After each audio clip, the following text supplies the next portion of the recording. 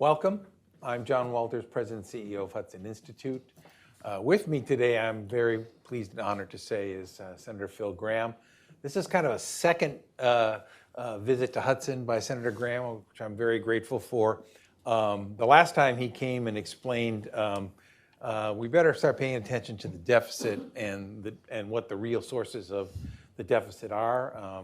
Everybody kind of winces when they hear $1.5 trillion deficits every year, but even the United States, as powerful as it is, can't write those kind of IOUs forever, and we ought to talk about what we're going to do about it. He's been pushing this for a long time. He has, as I mentioned the last time he was here, an enormously distinguished record of public service. He's kind of also, for those of you who are academics, he's kind of like the hero academic. He started out in economics. He taught at Texas A&M for 12 years. He's been in the private sector, still is in the private sector very successfully. He ran for the House of Representatives, served there for 6 years, in the Senate for 12 years, and 18 years, sorry. I don't want to change my retirement. And he didn't just stay there. He changed the way the country was financing and was governed. We're sitting with a man who twice, in 1981 and 1985, not only restricted federal spending, but cut it and created a system to maintain those limitations on federal spending, something that does seem a little almost impossible today. But I think with his continued work, we'll get there. He's here in Washington today and tomorrow to meet with some of the people coming into the Congress to start talking about paying attention to fiscal responsibilities. We're here to talk about a book I love, and I mentioned to him the last time he was here. And one of the problems, I think, in making policy in general is to understand basically what the facts are. That's right. Otherwise, you're making policy on the basis of what people want things to be, and it usually is not successful because it's not in alignment with reality. The other is what the causes of things are. It sounds a little too theoretical, but if you don't really get what actually affects the phenomenon you're trying to change, whether it's security, economics, domestic policy, you fight big battles and you can't possibly succeed. His last time he was here, I was going to put up one of the slides that he used for last time to show us. Oops, that was a little too fast. This was the problem with the debt. People think we're talking about Medicare and Medicaid. What we're talking about is mean-tested welfare programs, not Medicare and Medicaid. Yeah, let me just inject here. No budget expert can talk about the deficit and debt without starting with Social Security. And clearly, Social Security is going to require a long-term reform. But Social Security is 90% self-funded. The draw that Social Security makes on general revenues is quite small, and in fact, the debt is lower today than it would have been had there never been a Social Security system, because it has run a surplus for most of the years of its existence. And I sometimes wonder, John, if by beginning with Social Security, which is a very small part of the problem, that's that yellow down there, if the intention is not to say, this is a problem you can't deal with without raising taxes. But when you look at, you take out the parts of programs that are self-funded, you look at the cost of servicing the debt, which you have to do. And then you ask a question, well, what is creating the deficit? What is crowding out defense? The answer is means-tested transfer payments. Can you give me the other slide? And how we got looking at this, of course, a lot of our work's on national security and the issue of reform of defense and defense spending, the building of new systems. How do we find the money for that in the current competition under the current debt situation? But this compares Social Security, Medicare, defense, and means tested programs, and you see what the relative proportions are here. So that was visit one with Senator Gramm last time, but this time the book is about part of the debate. I think, as he knows and you know, is centered on, well, we have an enormous inequality in the United States. We can't possibly deal with any of the domestic social spending without being unjust to those who are in the lower quintiles if you divide our wealth into 5 parts. And we just have a country that's pulling itself apart from the top to bottom economically, and therefore in the lives of Americans. I want to start by asking you, because that's what this book is about, is taking apart that understanding. How did you get interested in this? Well, I was for a short time chairman of Commerce, State, Justice, Appropriations in the Senate.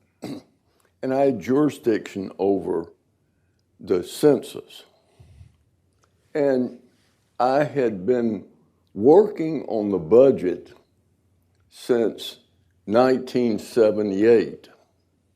And so I felt I knew the budget pretty well. I was the author of the Reagan program in the House. I'm dating myself, but I'm still proud of it. And so I started looking at the census numbers on household income that are presented in quintiles. And in looking at the bottom quintile, I couldn't, in my mind, reconcile it with the budget, where we were actually spending money. So I said to my staff, now look, something's wrong here. We need to figure out what it is. Of course, the initial reaction was, just shows you how inefficient government is. And I said, well, I'm sure government is inefficient. It can't be that inefficient. Anyway, just as we were beginning to look at it, seat opened on finance and I was gone. And so now we fast forward to the pandemic. So the pandemic has occurred. I'm still working. I lie and tell people my wife wants money and I have to work, or she put me in a nursing home. But I like working. And so I couldn't go anywhere.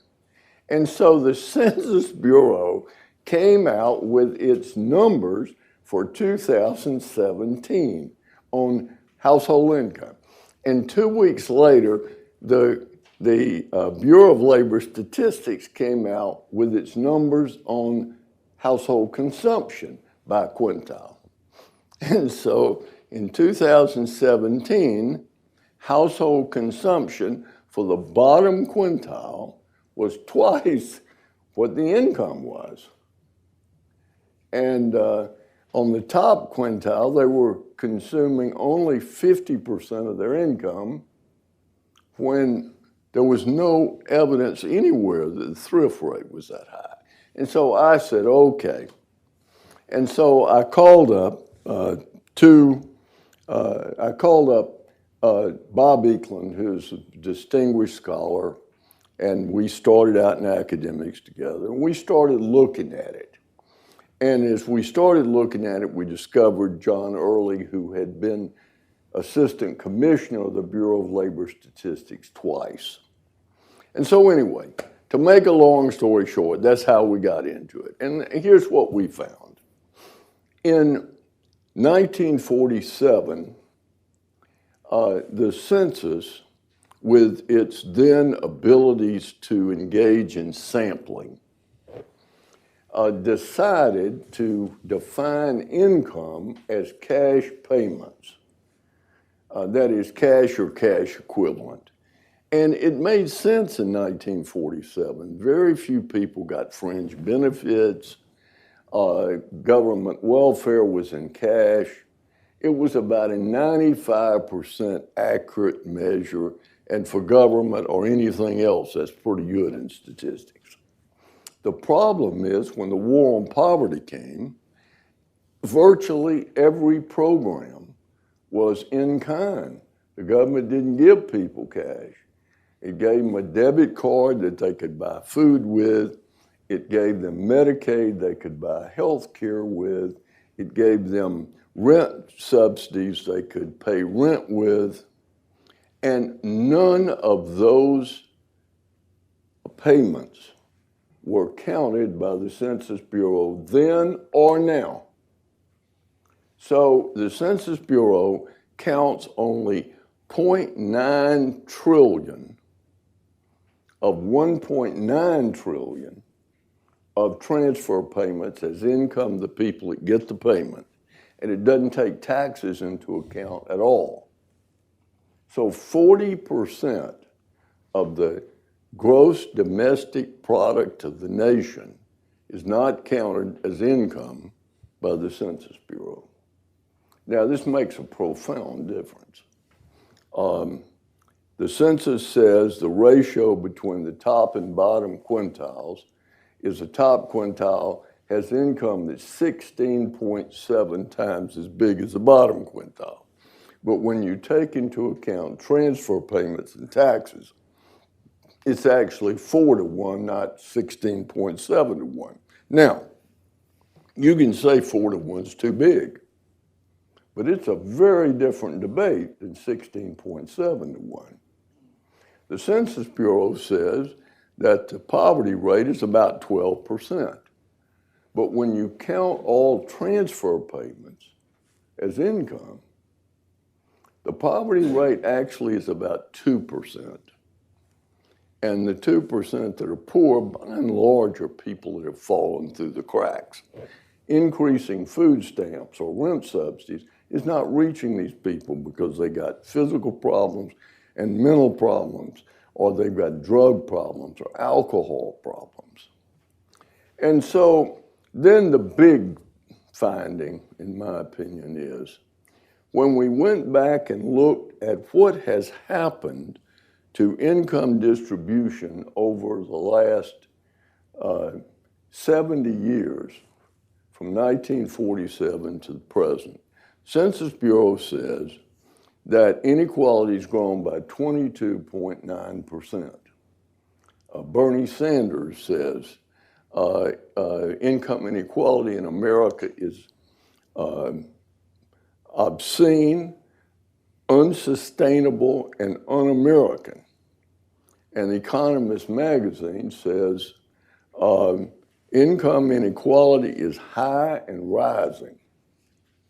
Well, 40% of the increase in income inequality in the census numbers is explained by 2 years where they changed the definition of income, and while they wrote elaborate explanations and explained why you cannot use data from the year before and this year because of the change in definition, they went right ahead and did it in calculating income. So 40% of the growth in income inequality is due to 2 years, 1993 and 2013, when definition of income was changed. If you correct for that, you eliminate 40%. And then when you count taxes and transfer payments, income inequality is actually slightly lower today than it was in 1947. So think about it for a minute. We are having this debate to remake American capitalism with a fear that growing income inequality is a threat to both democracy and to the economic system, when in fact income inequality is lower today than it was 70 years ago. Now that's a pretty profound finding. And the second finding, and then I'll stop and we'll go back to questions. Second finding is that the bottom 60% of Americans, when you adjust for transfer payments and taxes, have very similar incomes.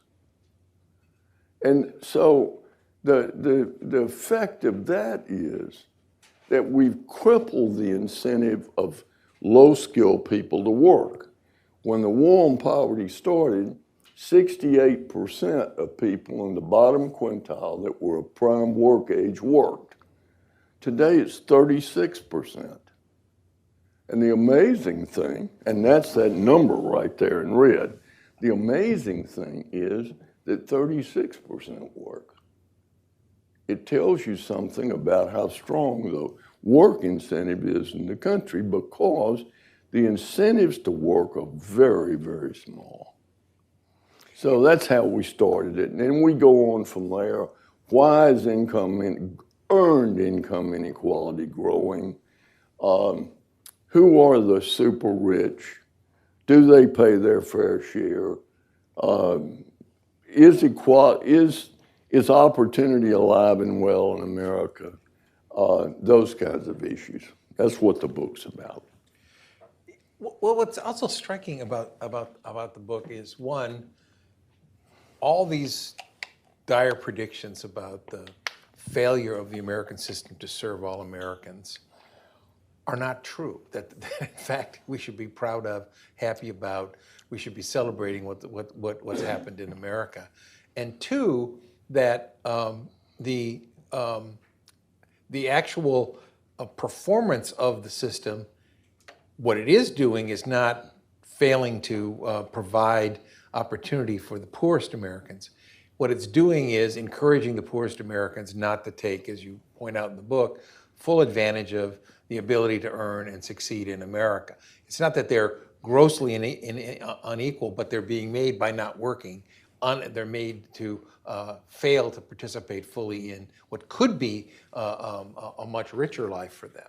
I've handed out charts here, and I recognize some of this is complicated because of the details, but the shocking problem, as you point out, is the numbers that these are based, that people's understanding is based on, the numbers from the government, that's right, are misleading and false. Yeah, that's right. All this data, the census has all this data.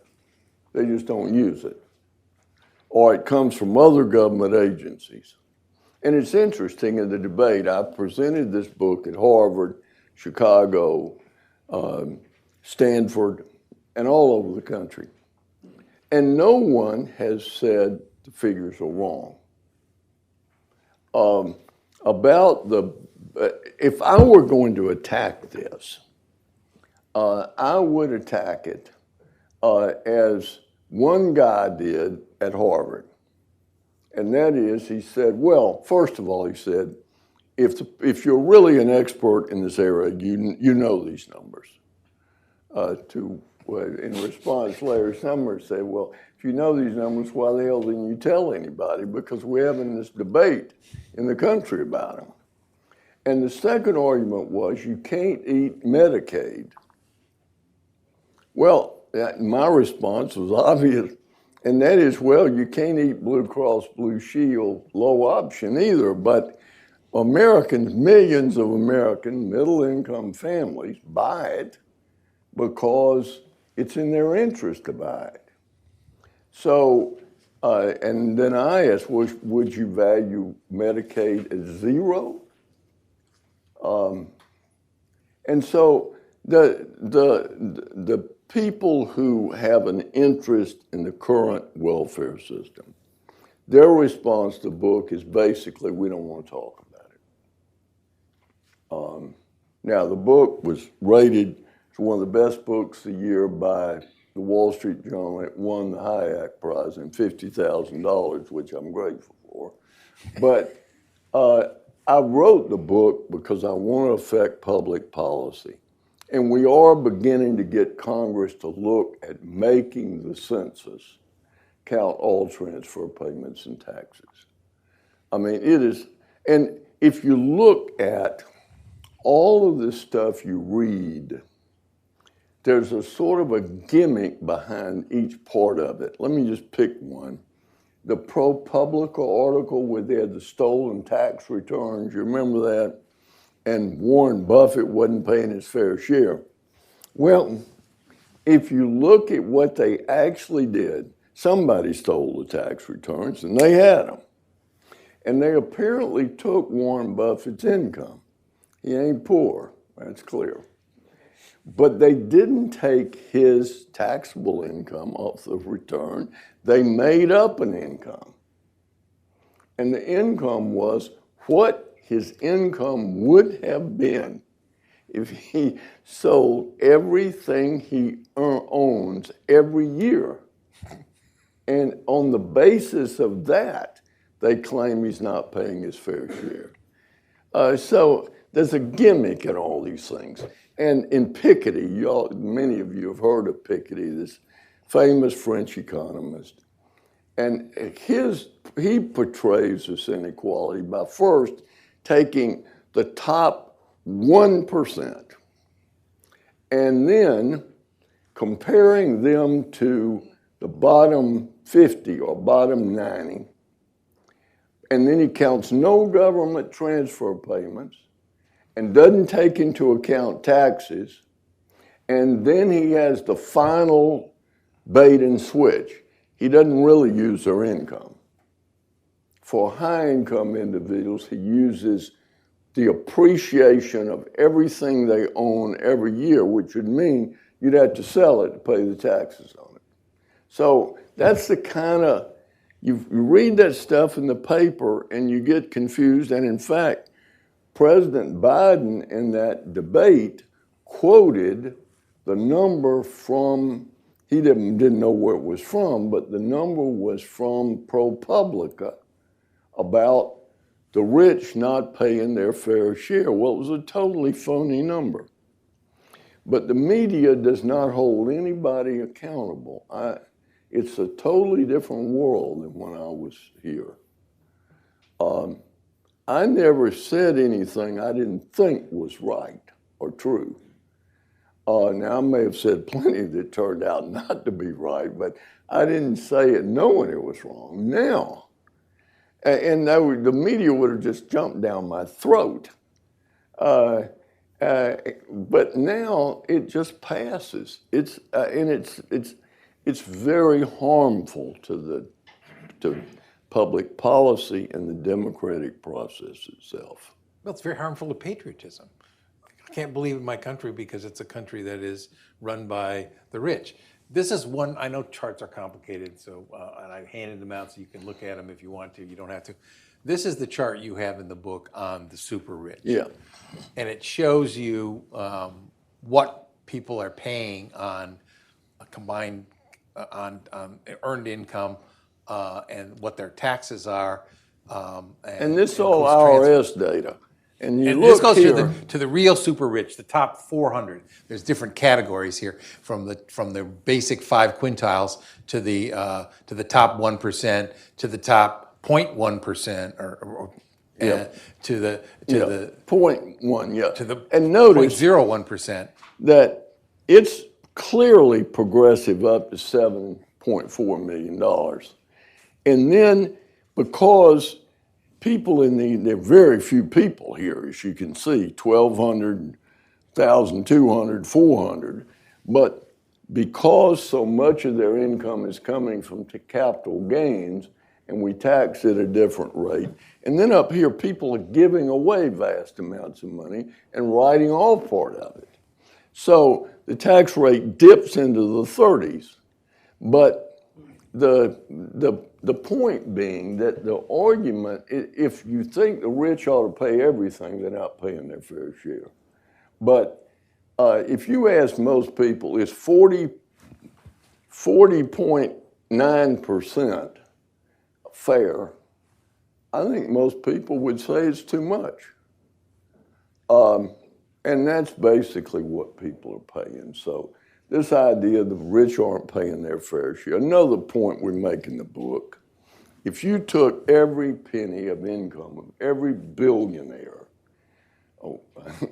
poor Barney Frank used to talk about millionaires, but then when it came out that he's a multimillionaire, he started talking about billionaires.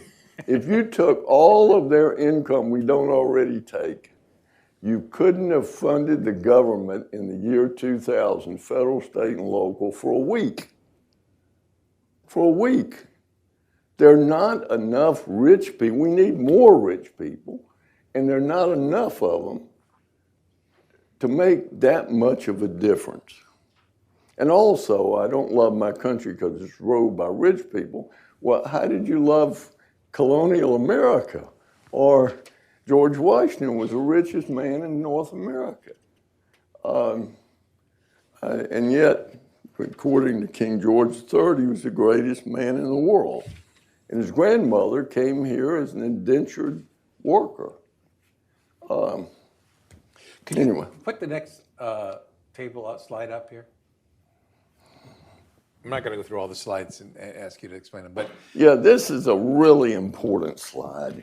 You hear this stuff that people are no better off than they were in 1967. And this is 10 years of hard data.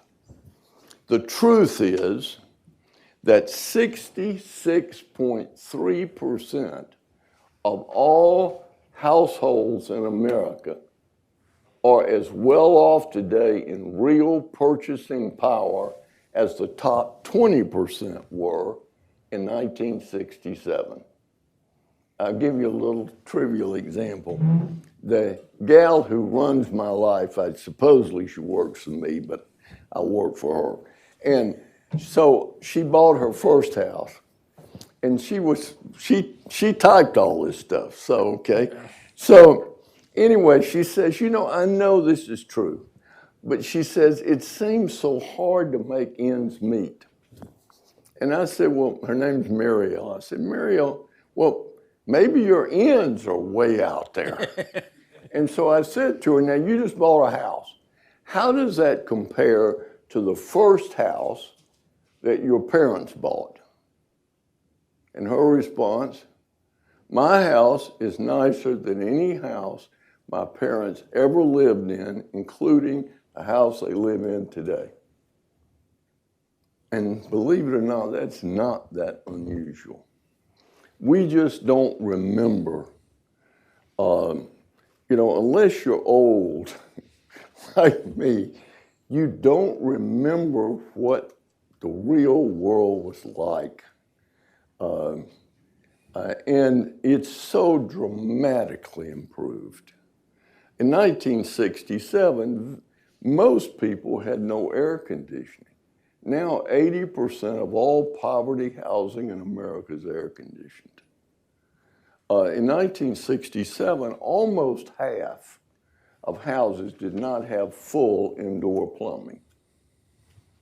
Today, for all practical purposes, unless you've chosen to live on the street, you got indoor plumbing.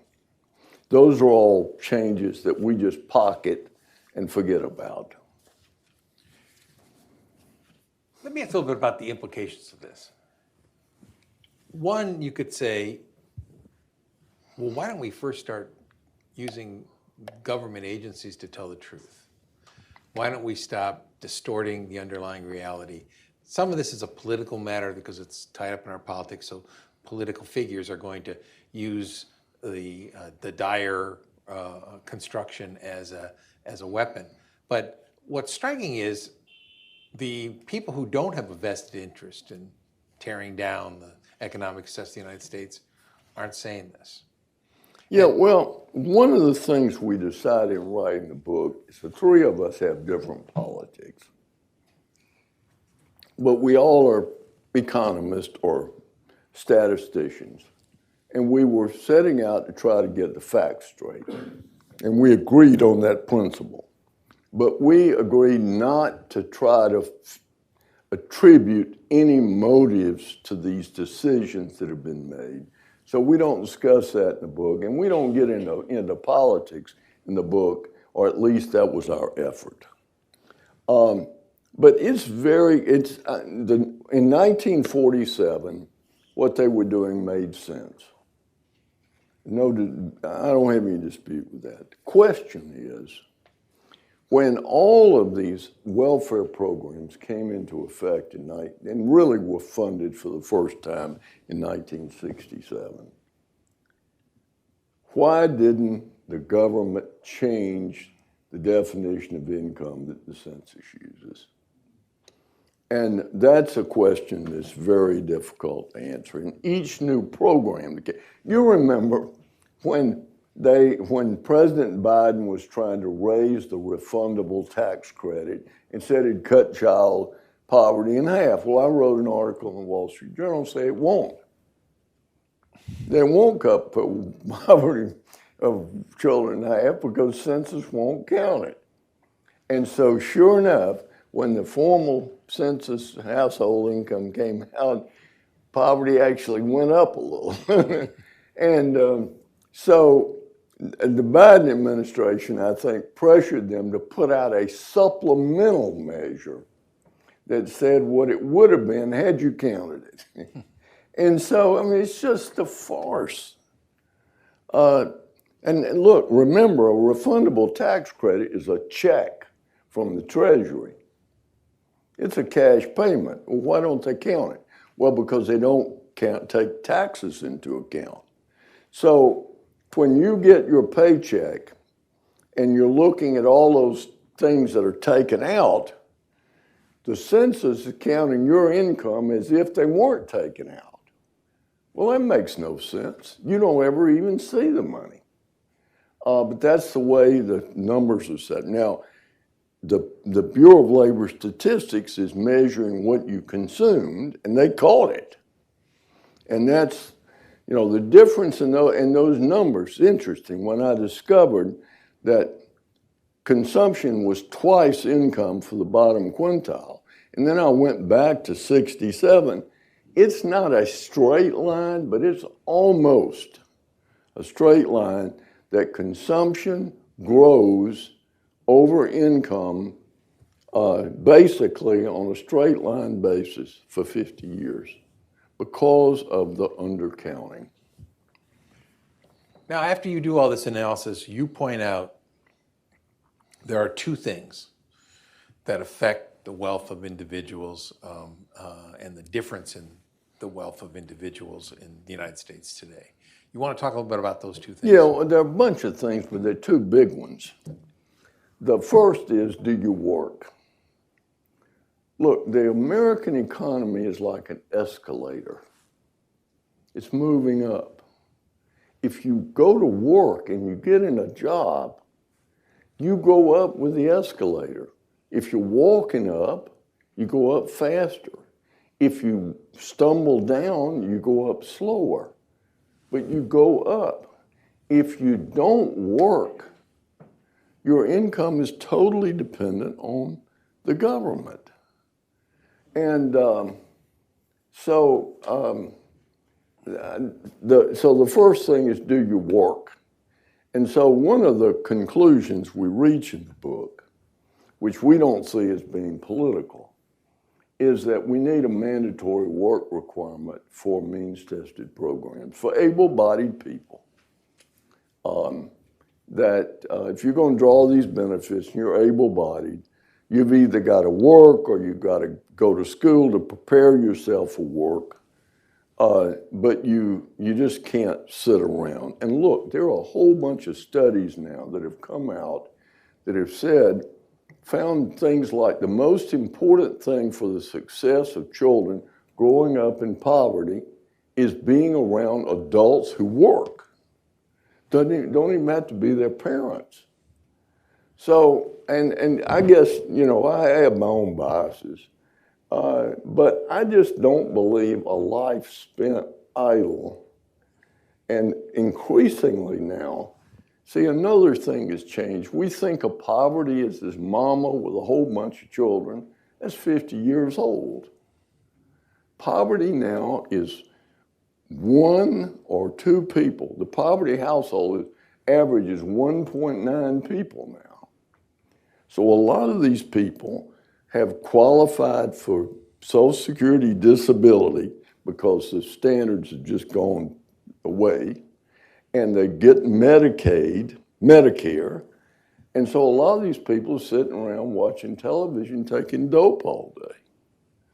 It just can't be a good life. So people might think, well, hell, this old guy, Gramm, He doesn't like these people on welfare. He wants to make them get off their ass and go to work. And I do want them to get off their ass and go to work, but I believe it is in their interest to do that. I do not believe it is in their interest to do what they're doing. I once tried to explain to my mother, and I think this is a story worth telling. My mother went through about the 5th grade. Neither of my parents graduated from high school. And I was trying to explain to my mother that we're very fortunate that when I was growing up, we didn't have welfare. And so my mother's reaction is, well, what difference would it have made? I would have never taken it. And so I tried to explain to her, well, Mother, everybody you would know would be taking it. People would laugh at you for not taking it. The government would send people around to say you owe it to your community to take it. You would have taken it. And my mother's reaction was, if you ever tell anybody that I would have taken welfare, I'll denounce it and denounce you. Well, the point is, my mother would have been a different person. And that's what's happened to our country. And we can fix it. It's not going to be easy, and you've got tremendous political obstacles to fixing it. But nevertheless, the country would be better off, and the rich people are already better off. The poor people will be better off. The second issue you raise is education. Yes. Tell us what you found. Well, look, when I was in school, public schools had a monopoly on 50% of the talent of the country, women. When I was in school, there were exceptions, but very few. The most talented women became teachers, and the other talented women became nurses. And now, all of those people are doctors and engineers, and so what is happening, and the education system has declined dramatically in quality, and there's no correlation between what we're spending and the result we're getting, either in the country or internationally. There's a chart in there. Yeah, there's a chart in there on it. So, look, there may be something better in school choice, but we know it works. It works better in the current system we have. And again, you're really disadvantaging kids in inner city schools that are getting an inferior education, and even if they go on to college, they don't feel prepared to major in the things that really produce high incomes. And I'll tell you a little story. I'm on the board of a foundation that was set up by a guy that was born poor, sort of worked his way up, left a lot of money to pay for scholarships for poor kids in Texas. And so we select totally on merit. We don't know if it's a boy, girl, we know nothing about them other than we know their grades and their test scores and their recommendations. At the end of the day, when we make selections, the most common characteristic is they have foreign-born parents. 63% of our selectees have both parents foreign-born, and another 9% have one parent foreign-born. Now, we know some things about foreign-born parents. One, they have lower income. Two, they're less likely to own their own home. They're more likely to have their children in inner city schools. But over 80% of them expect their child to graduate from college. And over 50% expect them to go on and get advanced degrees. Now, if we had every parent like that, we could overcome inner city schools, but we don't. And so we've got to reform education. And it's an issue now that I feel passionately about. School choice is critical. You change the country if you give people a little learning is dangerous because people want more of it. In the minutes we have left, I want to ask you, because you have unique experience, both as somebody who's analyzed public policy and even the statistics behind income and wealth, but also you are a giant in the political world, in what you did and what you continue to try to do.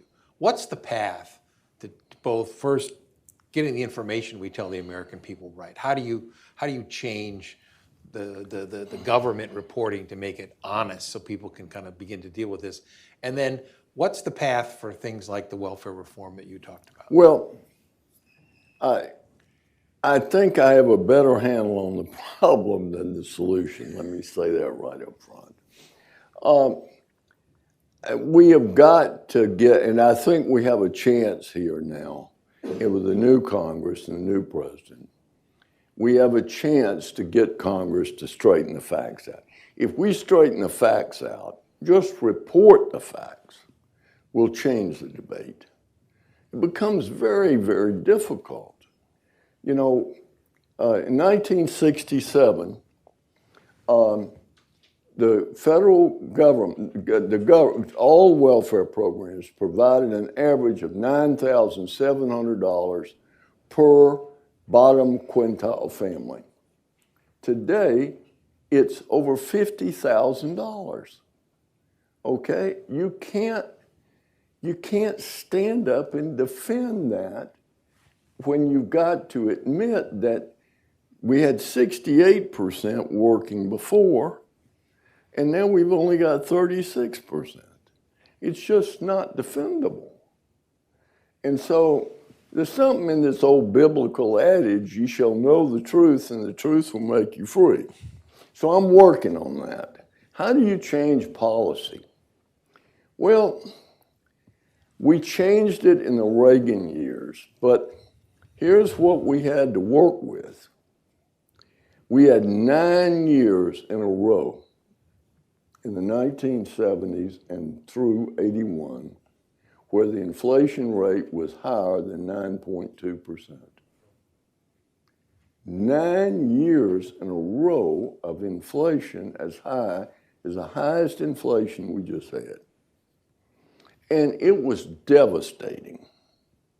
And so Ronald Reagan was elected, and we had a Republican majority in the Senate. We had a conservative majority in the House.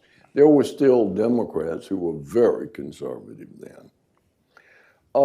And we changed it. For years, my name was on government checks as the Gramm-Rudman deduction. And it's funny. I went home and defended it.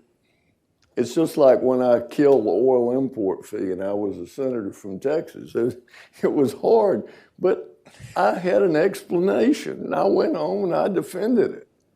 And so a lot of people lost their election over voting for the Reagan program, 29 Republican House members, but I didn't, because I knew what we did and I knew why we did it. Now, can we muster that kind of leadership now?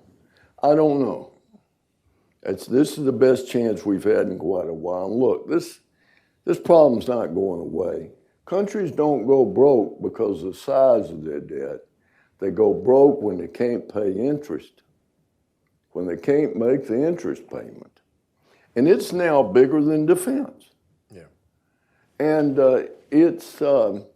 we're going to have a sort of come to Jesus moment here at some point where people are going to stop buying government bonds. And when they do, interest rates are going to skyrocket. And then there's going to be gnashing of teeth.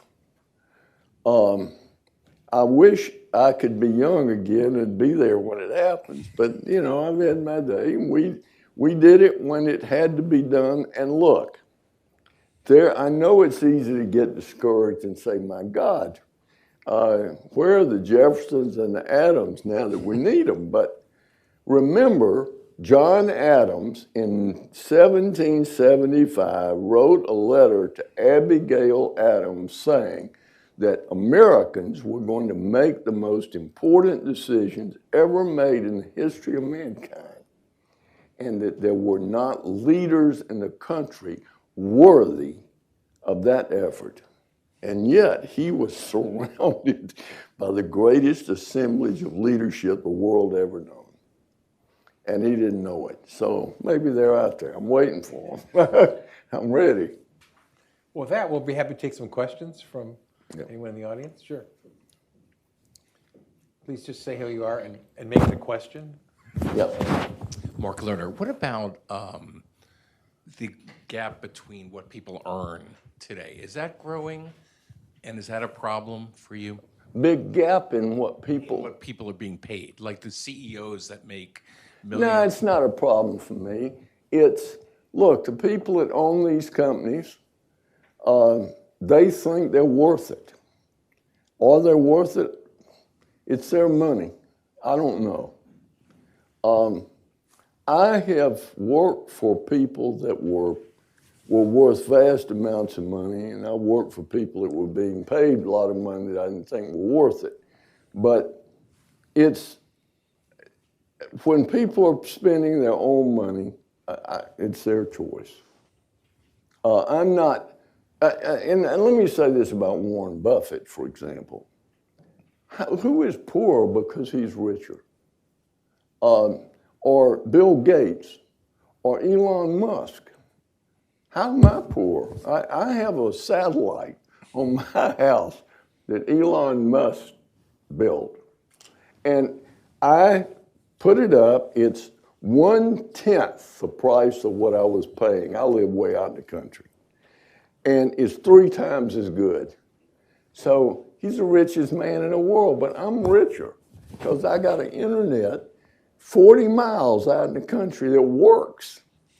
So hell, I don't resent any penny he's got. It made me richer because I got the internet. And that's the way we got to look at it. Look, it's better to be born rich and beautiful and brilliant. If you can do that, God's sakes, you want to do it. But it doesn't disqualify you in America to just be ordinary. There are ordinary people that are extraordinarily successful, mostly because they got a lot of get up and go. I tell my grandchildren, look, ability, hell, is ability everywhere. Ability ain't going to get the job done. You got to want it. And you got to get out and do it. Other questions? Yes. How would you explain the income inequality between different races, particularly between blacks and whites, and the accusations that this is because of systematic racism in American society? Well, first of all, I mean, you can't deny the fact that there was slavery.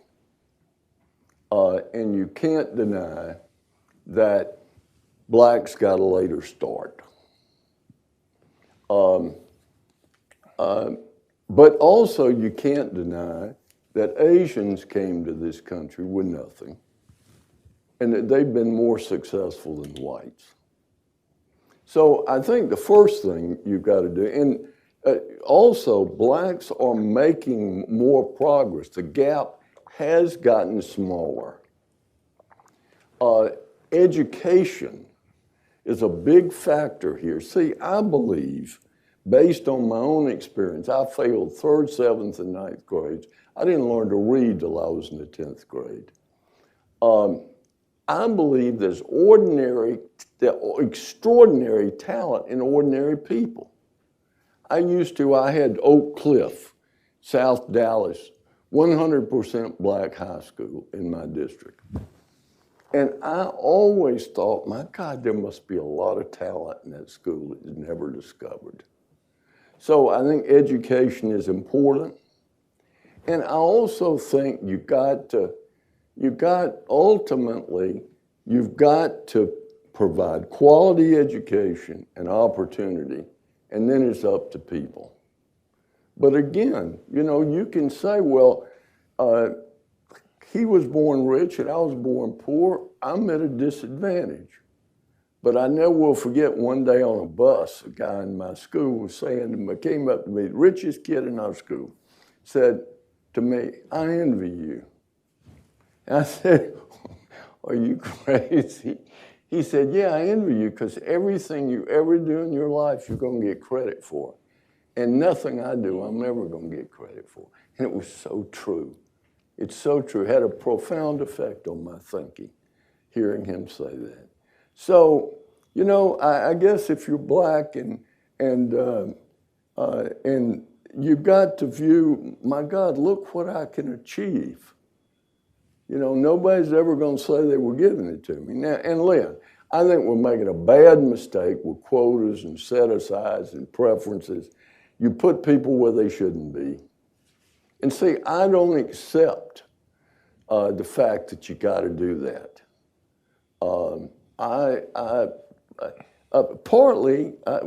Anyway, I just don't. But you can't, it's fatal in America to basically say they done me wrong. That's not my fault.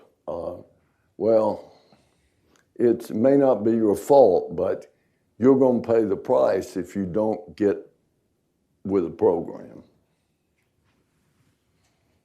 Other questions? Yes, sir. Hi, I'm Bob Hershey. I'm a consultant. What can be done to get the facts before people using the internet and get it into decision making? I'm trying to figure out how to do that. We made a little, what would you call it, podcast kind of program on the article I had in the Wall Street Journal about the elephant in the room, the welfare thing. And so I'm thinking about trying to get funding to put all these things on podcast. I noticed my grandchildren watch these little podcasts on history and everything else. I'm on the other side of the digital divide. I have trouble getting on the Zoom, but I think there's something to this. I know, when we did the program here before, 2,000 people watched that tape, which is pretty phenomenal. So I think there's something to be said in getting more, 1 million people read the Wall Street Journal, but, there's 360 million people in this country. So you're reaching a very small group of people, even though it's the best editorial page in the world. There's something to be said. We need to do more of that. Think tanks need to be helping us learn how to do that. Yeah. Well, it'd be a good. Senator has to leave for another meeting, but I want to thank you. I appreciate what you're doing, and I wish you success in making this more widely known. I'd also like to point out in the holiday season, this makes a perfect holiday gift. It's good news about, hey, look, the country's better than you think, and the problems are smaller than you think. And if you actually follow the what used to be the old ways, you actually will be successful, and that's why we are Thank successful. you, John. I really enjoyed being here, and thank you so much for your patience. And I'm booing her. Thank you. Thank you. Thank you.